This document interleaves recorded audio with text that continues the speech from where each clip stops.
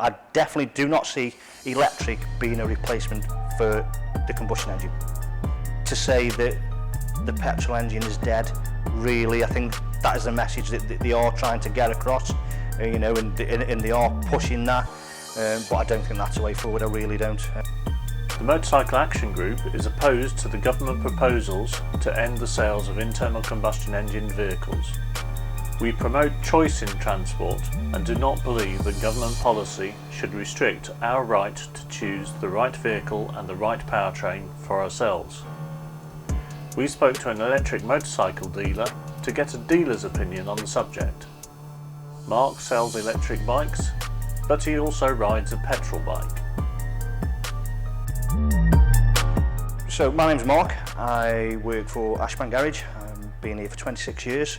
We are V-Moto Super Soco dealers and we have been for 3 years, purely electric motorcycles. So what was the decision-making process for going for being a dealership for purely electric? I've been in motorcycles for a long time personally, and my boss saw these in another dealership and asked me my opinion basically. Would it be worth, you know, having a look at to run alongside the electric car vehicles that we've got in the range. So we did a bit of research and said, yeah, let's give it a go, and that was 3 years ago now. In terms of sales, are you seeing sales increasing, decreasing, staying steady? Sales have increased year on year.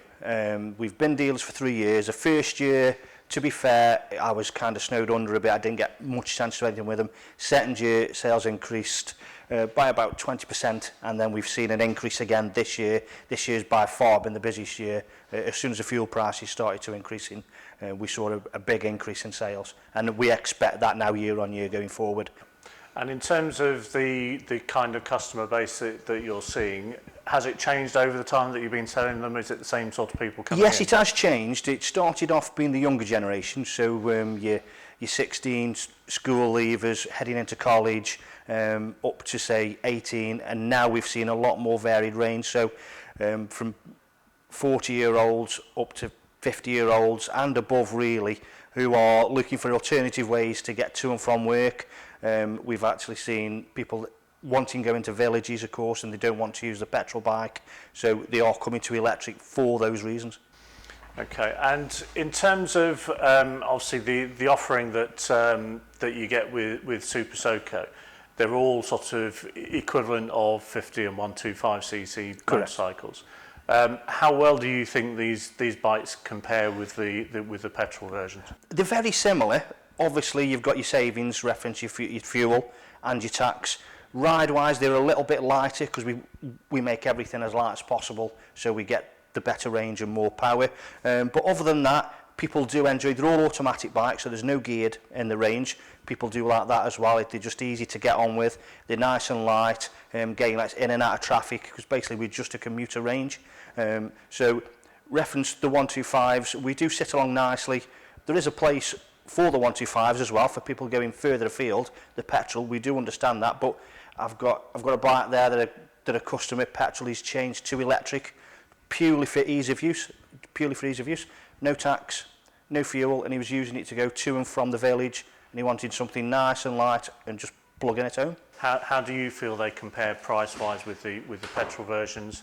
Is that something that you're struggling with, or you're fairly confident with? No, I think we sit quite nicely. The TC Max Air will be retailing at 4,399, and that's with your grant, so it falls nicely with your Yamaha YZR 125s, that kind of area of bike. But with electric, we will appeal to mainly people that are looking to switch from petrol to electric. We can sit there and offer the similar, depends on the type of customer, whether they want a bike for commuting to and from work, to and from college, or purely for joy. I don't think we will convert the people that just want to go out on a Sunday and want to progress to the bigger bikes in the petrol range.